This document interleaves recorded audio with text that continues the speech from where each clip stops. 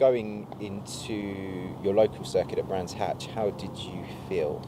Well, Brands Hatch was unexpected. We were meant to be going to Silverstone, so when I heard that we were going to be going to Brands Hatch, it was, in a way, it was nice to have my home race back. But looking at the results from last season, it was a concern because we weren't the quickest car there. And being Brands Hatch Indy circuit as well, it's a shorter lap, so you make a small mistake and that can be costly.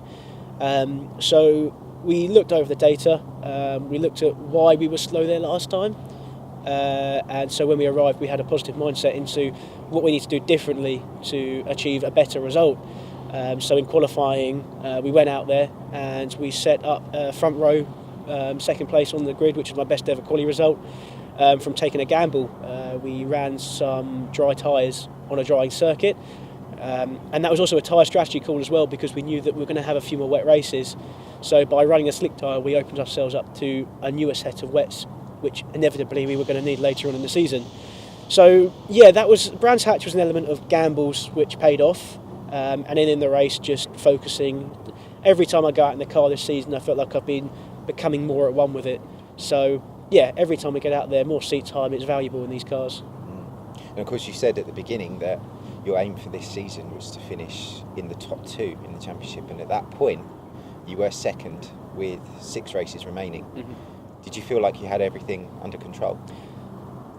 Not under control. The thing is, when the grid is as tight as it is, you can't take anything for granted, whether that's if you have a 45-point lead, if you have a 20-point lead, or even if you have a 1-point lead, you can't take anything for granted because you never know what's going to happen. But obviously finishing Cadwell Park on that high and then Brands Hatch, we felt like we were bringing a lot of positive momentum to each race, and it just felt like we were on the brink of a really strong result. So when you have 2 back-to-back races where it goes well, you have high hopes for the future than the second part of the season. But yeah, ultimately the goal was to just keep that momentum going forward till the last race and hope that we'd have second in the championship and maybe even pushing for first. And of course, the championship then moved on to the first of 2 visits to here, Snetterton. That's when the season started to derail slightly, wasn't it? Yeah. So can you tell me about that weekend and the impact it had? Yeah, so we arrived really positive given the start of the season. And testing on the Friday, we were quick, even compared to Shane Stoney, the championship leader, and who turned out to be the champion altogether. We were matching him on times. So we were confident we were on for another good weekend. And then in qualifying, that was sort of mirrored as well. I believe we had a second row start. And then in both races, we had fantastic starts as well, which helped ultimately. But in the first race was where it all started going a bit downhill. We had a DNF due to, I believe it was an overheating issue with the car. And yeah, when you're on such a high and something like that happens which is out of your control, it hurts, especially when we've looked at the data at least, and it shows that we would have been on for a win just given the pace we were catching up to the leader, Shane Stoney, on. So when you hear that news as well, it's sort of insult to injury a little bit. But the most important thing you can do as a driver is not to let it get to you and affect you in any way. So the second race came, and at that point it was an element of you've got nothing to lose, but in a way there still was a championship to fight for, although it had slipped away a little bit. So yeah, but when your confidence drops the slightest bit in an SR1, it shows at the front end of the grid because we're so close.